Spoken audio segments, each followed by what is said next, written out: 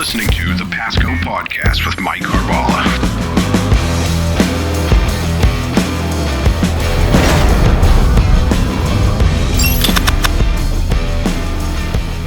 Welcome to Season 3 of Pasco Podcast, a series about leadership and public service. We'd like to thank our sponsors, the nearly 600,000 people of Pasco County, as represented by the Board of County Commissioners. It's through their trust and empowerment of our workforce and leadership team that we're able to bring you this podcast. This podcast is designed to help public servants build leadership skills and leverage them for success by sharing the experiences of our peers. Hi, I'm Mike Carballa, and welcome to our 36th episode of Pasco Podcast. November 15th is a busy day this year. We're celebrating two things here in Pasco County: America Recycles Day and GIS Day. In Pasco, we have two very dedicated teams focusing on each of these things. And believe it or not, they even sometimes work together to serve you, the citizens of Pasco County. So joining us today is Solid Waste Director Justin Roessler and Geographic Information Services Manager Jeremy Edwards. So Jeremy, Justin, thanks for joining us today. Let's just start by learning a little bit about each one of you. So Jeremy, give us a little bit of about your background and your journey to Pasco County. All right. I moved to Pasco in 5th grade. We moved to Lacucci from Tampa. Okay. So I've spent most of my life on the east side of the county. I went to Pasco Comprehensive High School, which is now Pasco High. I thought, I don't want to be in Pasco anymore. Let's go somewhere else. So I moved back to Tampa, started school, went to USF, got my master's there in geography. Okay. Decided that really Tampa is not where I need to be. I missed Pasco and I wanted to come home. And this is the place where, I started, and I wanted to find a use for my skills in the place that made me feel comfortable growing up. So I came to the county 17 years ago. 17, wow. And I started as an analyst. I was the first analyst actually that they had for GIS in the county before they were CAD technicians. So they didn't even have a GIS actual position in the books until I started. And I moved my way up to supervisor and then manager along the way. We took addressing in from a mainframe, put it on a map, which caused all kinds of trouble. And since then, we've just been growing our business from the printed map to the 24 hours always available data that is publicly available now. And it's data that we can't live without. I don't know what I would do if I couldn't just go click. I'm a very visual person. And so when I just sit back and I look at the tools that you guys have created, and really literally created in this county, because I happen to know we happen to have been just digitally challenged even 17 years ago. It's absolutely amazing. And I had a great conversation too with some other folks just even before coming here today on new maps and how we're actually going to be pushing to have more current data more frequently, just given the pace of growth here. And so I can't imagine what we would do without it. Yeah, when we started, there were 6 of us in GIS, and now we have 50 desktop licenses and about 100 field workers that are all working in GIS. We never thought we would be able to maintain that load. And we're about to get new licensing that's going to unleash it to the rest of the county. Oh, that's fantastic. So, we'll come back to that there in just a second. So Justin, how about you? Talk to us a little bit about your journey, where you come from and how you came here to Pasco County. Sure. So how does one become a garbage man? So I grew up in Columbus, Ohio. I went to the University of Florida, studied environmental engineering. I think like most 18-year-olds, you pick a major based on what you think it is. And so I thought I was going to go hiking. That's not what ended up happening. So kind of got into it, learned a lot more about all the different environmental fields, got an opportunity to start working in solid waste. Just met a lot of great people, got to learn a lot, got to face a lot of different challenges. And so just kind of continued on that path.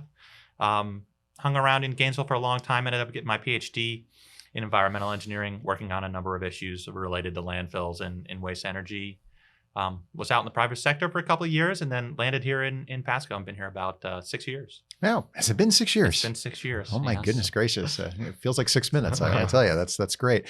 Justin too, getting into I'm an environmental engineer also, right? So what steered you towards the landfill? I kind of focused on the water side of the house. You're kind of on that solid waste side. What got you into that? Really, I think it was just the unique set of problems that that there are in solid waste and some of the challenges that we kind of have to work through. And it's such an important resource, right? And everybody puts it out by the curb and it goes away, and then you don't really think about it, right? But there's a lot of men and women behind the scenes working hard to make sure that it's handled in the most efficient way possible, the most environmentally protective way possible. And it's a pretty complex and complicated industry once you get into the details. It really is, But I think it's fun. It's all intriguing fun, to me, but I might be a little nerdy on that. So Jeremy, let's talk about GIS Day, right? So we talk about Geography Awareness Week, and in its simplest form, we know that GIS blends geography with data, and you create real world applications for us to leverage and use that data. So talk about what that looks like here in Pasco County. In Pasco, what we've done is we've been able to make web browsers for the most part. That's how most people consume our data. And the data goes out through a web server. But before all that, it starts in a database. So for a lot of people in GIS, when you see data on the screen, you think it's a map. My mom says, "What is that?" I'm like, "Okay, when you see Google Maps, you go to the other side of the screen. That's my job." And Sure. And so what GIS really is it's a set of rows in a database that have data attached to it, and we can query those, and we can do things with them. We can analyze it, and it's more than just a printed representation. So when you're working with GIS, you have to be a jack of all trades, which is kind of why we're kind of unique in our environment, because you have to know some programming, you have to know some SQL, you have to know some design concepts, and you have to know how to lay out on paper. You have to know how to keep a server running. So well, beyond that, you got to be smart enough too to know what the average person is going to be looking for and how to make it intelligible to people, right? If we give them too much, and the problem that we have a lot of times is we're so used to seeing and knowing what we know that we have to remember that this is being designed for someone who just wants an answer. I don't want to see 1,000 things. I don't want 100 tools that I'm never going to use. I want to find my parcel. I want to find my flood zone. I want to find the information I need to give my insurance company. It needs to be complex and simple at the same time. And I think a lot of times that's where the art of it is trying to make it accessible for people, and not just, there's a big bucket of data that we have to sift through. So I mean, I can think of so many applications, involved with GIS, and you guys, part of making that easier, right, is you deal with things in layers, right? So you can turn layers on, turn layers off, and do all that. What do you see as just kind of, where's the future of this going? Well, there's really some cool things going on. I'm a huge fan of the VR space and augmented reality, and some of the things that they're doing. VR meaning virtual reality, yeah, virtual right? reality. Okay. So some of the things that they're doing now is they're using the data for lines, sewer lines, valves, that kind of thing. And instead of being on a screen and a map and you're looking down on it, you put on the glasses and you can see it, where the lines are, where the pipes are, and where they would be underground. So It's kind of moving in that direction. So for field people, instead of having to have the stick and like, where's my location, throw my goggles on out there in the field, I'm connected, and then I'm like, oh, I just got to be right here, and here it is. And then there's a lot of AI in the background for remote sensing.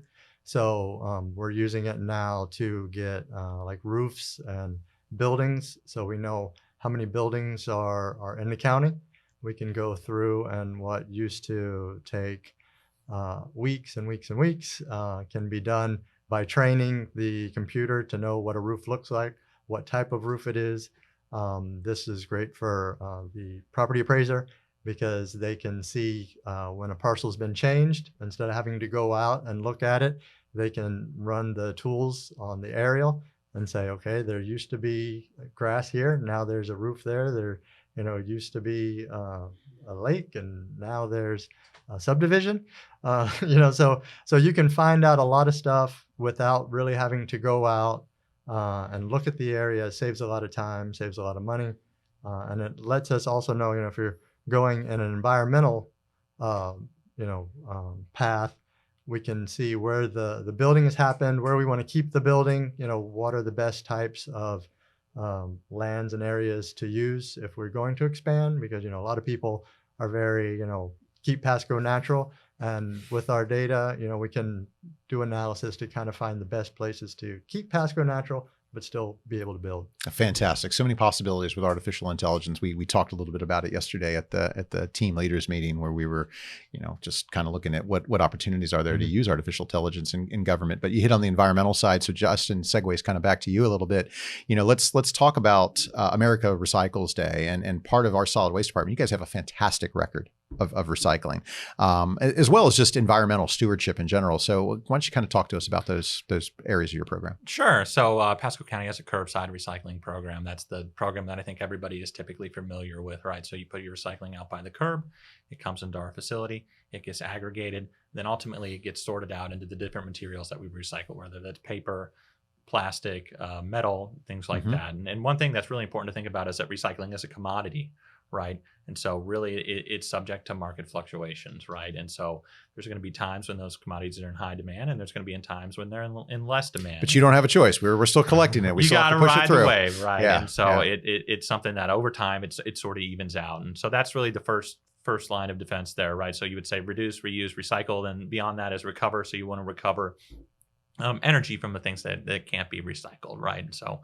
one of the ways that we do that in Pasco County is through our resource recovery facility that combusts the remaining trash that doesn't get set out into sustainable green energy. And so that's something that we're very proud of as well. Another thing that I think that naturally the focus is moving to is something called sustainable materials management, right? Okay. So it's getting away from thinking of things as a waste product and thinking them as a resource, right? So what are you going to do with them in their sort of second life, right? How are they going to be handled? How can we make smart decision making up front, whether that's using different types of packaging materials or thinking about how we can handle all of our different byproducts and so that they can serve everybody long term. I mean, you guys have been experimenting too with even the ash byproducts, right? Of the waste energy facility, right? Because I don't know if a lot of folks may not be aware of it. You said the Resource Recovery Center, but for those that may not be aware, we operate a power plant in this county, right? The waste products that we don't recycle, so that's obviously we try to do that first line, but that which can't be recycled or isn't recycled is then essentially incinerated and turned into electricity, which reduces the volume ultimately. So it provides a great product, but then it reduces that volume, and then you've got this ash product that you're dealing with. I know you guys have tried a couple of different things. You're looking at some stuff. Just maybe talk a little bit about that. One of the things that you don't think about is manufacture of cement. Right. So you think about concrete that comes down and it's going to pave your sidewalk or it's going to put the slab down for your house. Really, that's the cake. Cement is kind of yeast in that cake, right? It's the raw material that you use to create the concrete. And so cement's manufactured in kilns, and it takes a lot of raw materials, right? Iron, aluminum, silica. And so one of the things that we've had some success with is taking our ash and using it as an ingredient in cement manufacture, right? Again, finding another second life for those materials, providing some additional benefits to the environment, not having to dig up and mine those raw materials, right? So that's something we're continuously working on to explore partnerships long-term to reuse the little bit that's left over once it is combusted. Yeah, it is a little bit. I mean, folks don't realize that it's probably about an 80 to 90% reduction in volume. And I mean, that saves land, saves valuable land, saves valuable resources. So a lot of great stuff that you're doing there, which is fantastic. So, I mean, question generally for both of you. I mean, what does it mean? I mean, it's kind of nice that industry and that, the country kind of recognizes a day for recycling, a day for, I honestly, Jerry, I did not know we had Geography Awareness Week. I've always, we always had Recycling and Earth Day and those types of things. So, so maybe we'll start with you. What does that mean for you? I mean, is this kind of validating? Does this help? I mean, it is nice that, when I went into geography, because you go into geography and, your parents say, what are you going to do with that? And I'm like, I don't know. I'm going to make maps. And I was like, well, you can tell everybody where stuff is at Walmart. Like, no. There's more we can do with that. Right. So, as I went through and learned about the science of it, that's kind of what we try to push on GIS Day, that it's more than just a map. It's more than just a picture. There's analysis that you can do, serious analysis, for Idalia when we went through. Right. Some of the questions were, where is the issues? Where are all the damaged areas? And then the question with that was, okay, what is the income level of those areas that have been hit? And can we find the ratio of income to damage? And we're able to do those kind of analysis and find the data that is needed to, answer questions. So GIS Day it's more about the topological relationships. That's the word for the day. Got it. Is, you know, Topological. it's how things relate to each other. And that's really GIS is, you know, is it in it? Is it next to it? Is it close to it? You know, so GIS is more just those relationships between things. And it's nice to be able to tell people that, you know, we don't just have maps. It's not just, you know, how do I get there from here? You know, it's what can I do with that? And Yeah, what can it teach me? Connecting that data to those spaces. I mean, it's fantastic. Like I said, just so many opportunities. And I remember during Idalia too, we were really relying heavy on that. And then during the damage assessment phase, actually letting our citizens kind of go in, report stuff, and then watching that stuff populate real time, you know, because you had geographic locations and now more data, right? Not only do you have the little 2-dimensional map, now you've got photos of damage, you've got records of what's going on, and you tie it to that little point on the map. And we can attach all that, and of course, you know, it's back in the database. So we have it forever. You know, we can be able to find all those hot spots between all the different storms, you know, to build a better picture of what is going to happen in the long term. You know, they're starting to work on the resiliency plans for the county, and we can look at the modeled 10-foot, you know, sea rise and what buildings are there. If we're going to rebuild, where will we rebuild at if we know there's going to be issues? So, you know, these are our models and predictive tools that we have to kind of help, you know, show where our future is going. And so GIS, you know, what is GIS? You know, it's that, you know, it's being able to use your data to, you know, come up with answers for the future. And thanks. That's such a better in-depth discussion because, you know, if I had to give the quick 2-second response to my kids and they ask, it's Google Maps, guys. Let's move on. So talk about, you know, America Recycles Day, obviously, right? You know, being in the environmental industry, you know, there's been a lot of progress made on the environmental front. What's it mean to you and your teams to have that special recognition? I think it's a good day to celebrate and highlight the people that are doing the work behind the scenes, right? If you're in the waste and recycling business, the joke that I always make with my team is you got to have good sense of humor, right? It's a dirty job, and it's really a silent service, right? And so it's good to highlight all the hardworking folks who are out there every day getting things done and helping with these, you know, vital processes. You know, when you look at waste energy as one example, that's something that's reducing global warming, right? You look at waste, when you put it in a landfill, turns into methane. That methane produces greenhouse gas. You don't produce methane when you're combusting things in a waste energy facility, right? So that's another benefit that we have that we don't talk about enough, right? So just a good day to celebrate our team and our people and the things that they're out there doing every day behind the scenes. Yep, like you say, silent service, and definitely, except at 4 a.m. when that garbage truck's coming down the street. So, Justin, maybe talk to us a little bit about what can we do as everyday citizens in Pasco County to celebrate America Recycles Day. I think the biggest thing is recycling participation, right? So one fun fact is about 33% of Pasco County recycles. That's it. Wow. So to celebrate America Recycles Day, tell your friend, get them to go out, get a garbage can, work with your hauler, set out your recycling, bring it to one of our 4 drop-off locations you can find on our website, and get that participation up, because ultimately that keeps material out of landfill, that keeps the footprint of our site down and as low as possible. And so I think it's all about outreach and education, right? It's about recycling, but it's also about recycling right. So what does that mean? It means no products that have food on them that are contaminated that way.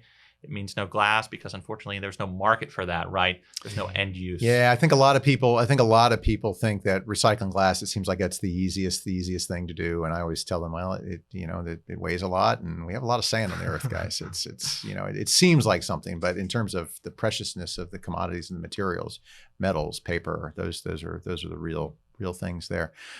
Jeremy, kind of same thing for you. Let's talk about you know, what can we do to celebrate, you know, Geography Awareness Week, or, you know, I mean, I would say try to. It's kind of hug a GIS guy. I don't know. What did you do for GIS Day? I would say just go out and look. You know, explore a map, see what's online, see what's available. Great things to go to are the National Geographic website. Like, there's a lot of tools there to see how maps work, how data is collected. You have some real super professionals that, you know, that's what they do. And they make really nice products, but they also have a lot of information behind them. I would say, you know, see what resources we as the county have. So, we got Pasco Mapper, right? That's right. So come to the county website, you know, and see our mapping tools, and let us know would you like to see? What needs to be there? What are we missing? Because, a lot of the stuff we do is we focus on the job that we're given, so sometimes we're working to work and not really working to better. Mm-hmm. And so, a thing about GIS Day is, this is maybe an opportunity to go seeing what's out there and let us know how we can do a better job. Careful what you wish for. So wonderful. I might need another employee. well, thanks to that, guys. So clearly, we kind of mentioned Adalia just a little bit. Your teams do work together. I mean, probably very, very recently. Why don't we talk a little bit about how that interaction works, especially after storms? And I don't care. I'll kind of jump in here. So our team is responsible for debris management, right? So after the hurricane comes, we get the good job of going out in the neighborhoods and helping people recover from these disasters, right? Working with our teams, with Public Works, with our contractors to get all that debris up and get it to its final disposal location. But, I really thought about this last night, and it's about all the other support folks who are behind the scenes doing work, right? So whether it's Jeremy, who's uploading our GIS tool so that citizens can report data, we can report storm damage and call for debris pickup, and he's printing those reports out for us at 4 a.m. over the holiday weekend, or it's our fleet techs who are out there fixing broken down equipment on Labor Day. It's really a group effort, right? So it's easy to see our guys out in the field who are grabbing debris and thank them, but it's a whole group of people that are out there working to get these things done. It really takes a team, right? Same with media relations, right? Managing the phones, press releases. So there's a lot of people that are driving that recovery effort. So we were able to spin up some web tools this year, right? So folks could go online, they could report the debris, they could set up a pickup time, and then give up some of our tools to our folks in the field so they know what's Pasco County, what's Newport Richey, right? Where can they go? Oh, I didn't even think about that. Right. Yeah. And to have that available in real time, to mark pickups in real time, to report, photos so we can document that, hey, we went to this house, we grabbed this debris on such and such a day. These guys really put a lot of that together on the fly, and so it was a great team effort. Sounds like you got to get it done early in the morning too. Have it done by 4 a.m. So Jeremy, talk to us about that. It's actually way better than it used to be because previously we would stay up all night and print out section maps to give the field crews in the morning. Then they would go out with those maps, mark them up, bring them to us at the end of the day. We would process that data all night long, print up new maps, send them out.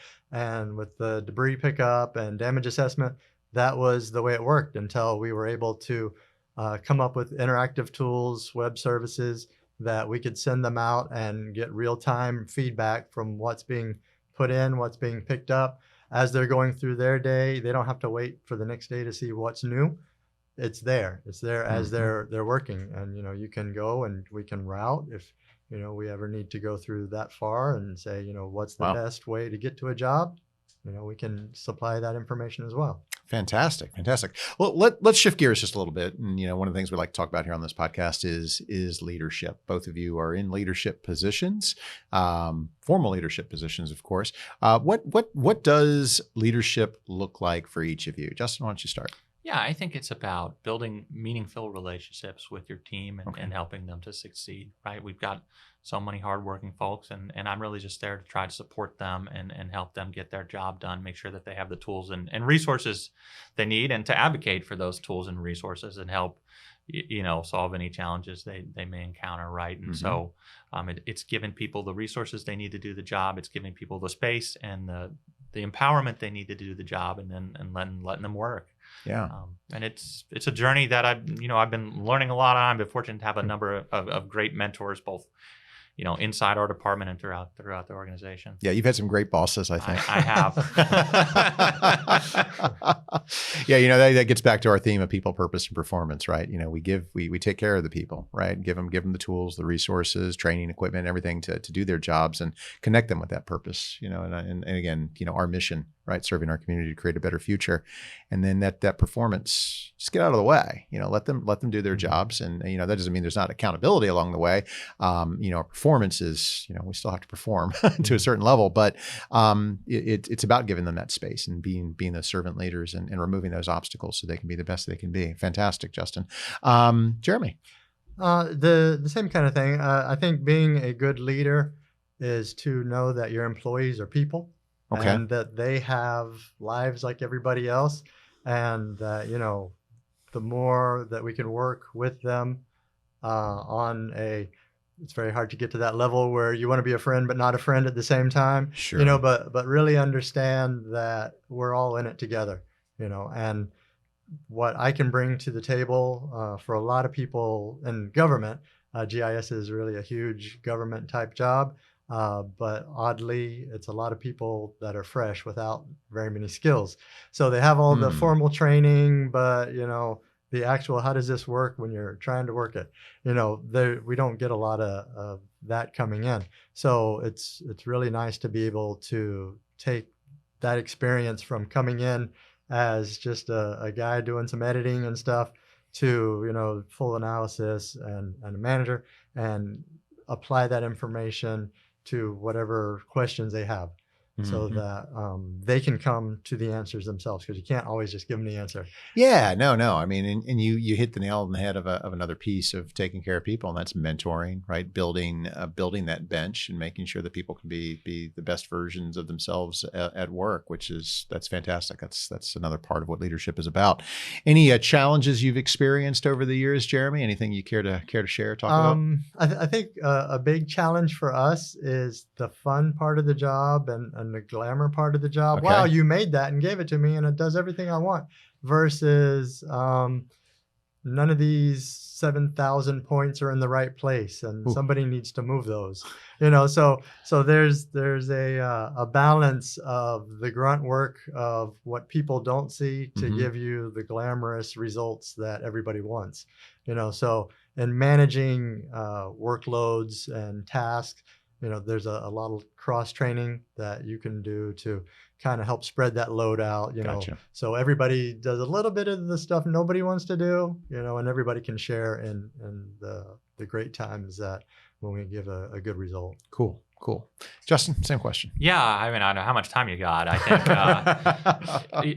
really, Give me one. Really, a couple of things come to mind. I think the first thing is this is something that you're never done with, right? So leadership is about coming in and working hard every day, right? And it's not a problem that you can solve. It's a dynamic thing that you are going to have to put effort into for as long as you're really in the leadership role. Really, as long as you're in any role where you're trying to make an impact and make a difference. And then one thing that I'm trying to grow on is allowing people to make what I would call small mistakes, right? And sometimes it can be easy if you see someone going a little bit off track to kind of jump in and say, hey, this might be a better approach that you could use. But allowing them to sort of fail and recover and stumble along the way and then ultimately get to where they need to grow is going to allow people to have some professional growth. So yeah, when you give that trust, it's easy to say, it's hard to do. Tell me about it. And then, you got to let them make mistakes and stumble, and ultimately you see people succeed, and that's very rewarding. Yeah, well, fantastic.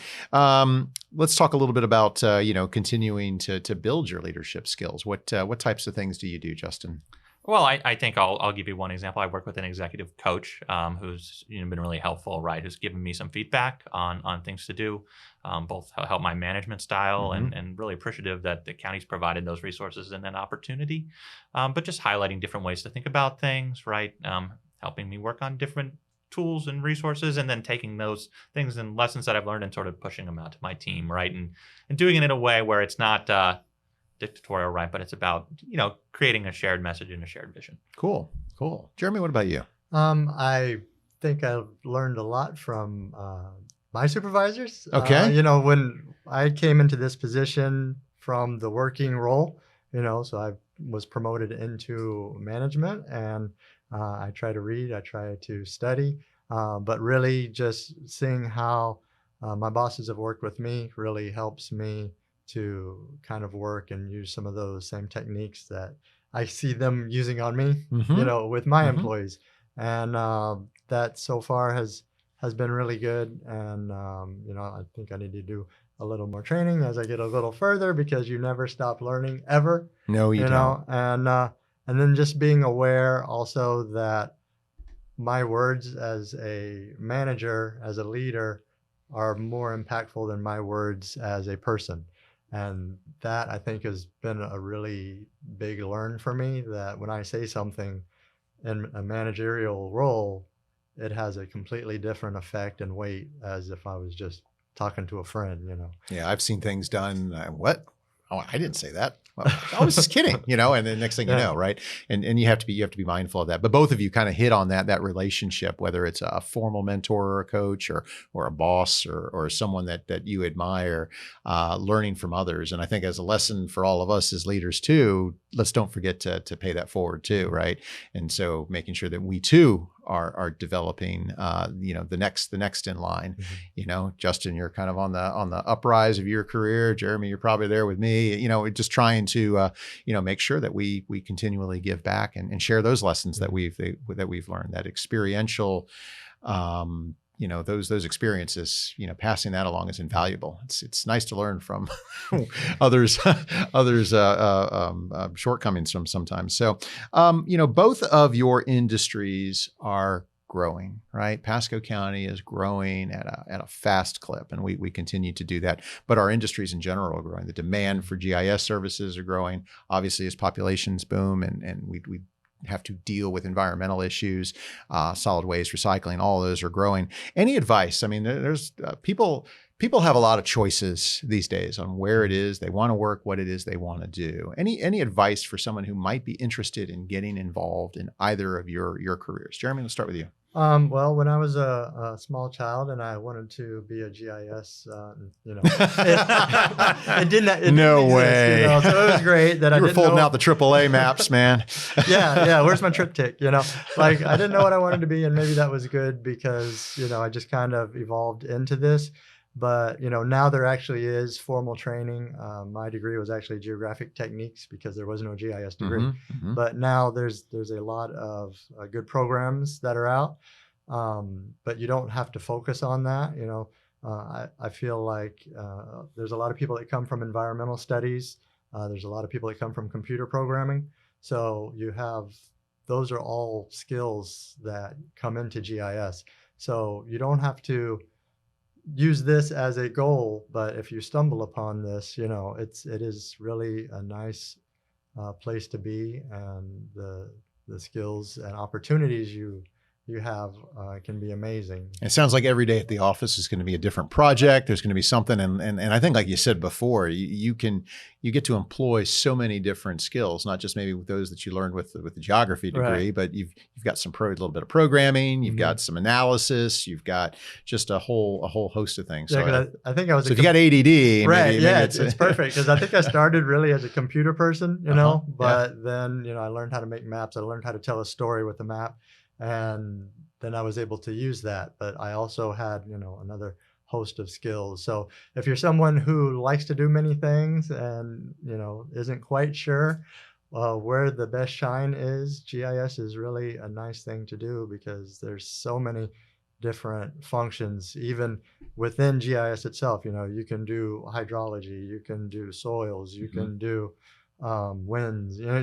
There's just so many different ways that you can branch off in GIS once you're here that it's fun. Cool. Like every day's fun. Cool. And that picture's worth 1,000 words, right? So Justin. Yeah, a couple of things. First, I'd say come see us. We're always happy to give tours and share a little bit more information about what we do. And then if you have kids, please tell them to be an engineer because we have a shortage of engineers. We do. In we certainly do. Country.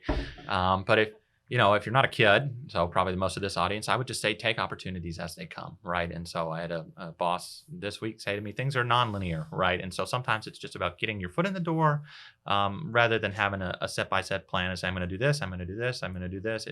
It's about taking opportunities as they come to you, working hard, making the most of them, finding great people to help support you. And there are a ton of those in our organization. And yeah, you have a lot of fun along the way. So. That's great. And I would echo that sentiment. So I guess last couple of questions. Jeremy, dogs or cats? Cats. Cats, really? Yeah, definitely cats. Justin, dogs or cats? 2 dogs, both named after Florida State football players because of my wife. Ooh, yeah, I know. Ooh. How does that household work? That's yeah. What are you gonna do? She wears pants. So. Yeah, I get it. Salty or sweet, Justin? Salty. Sweet. Nice. What a guy. What was your first job, Justin? Oh, my first job. I worked at a golf course. I mowed the lawn. Did you really? I did. Rake the sand traps, mow the lawn, 4 a.m. No kidding. Jeremy, what about you? Funeral home. On that note, thank you both for joining us here today. It was great to have you both. And special thanks to our media relations team who makes this effort possible. And thank you for joining us on this episode of Pasco Podcast. I'm Mike Carballa, and we'll see you next time. For more information on Pasco County government, please visit mypasco.net and check us out on Facebook and Twitter.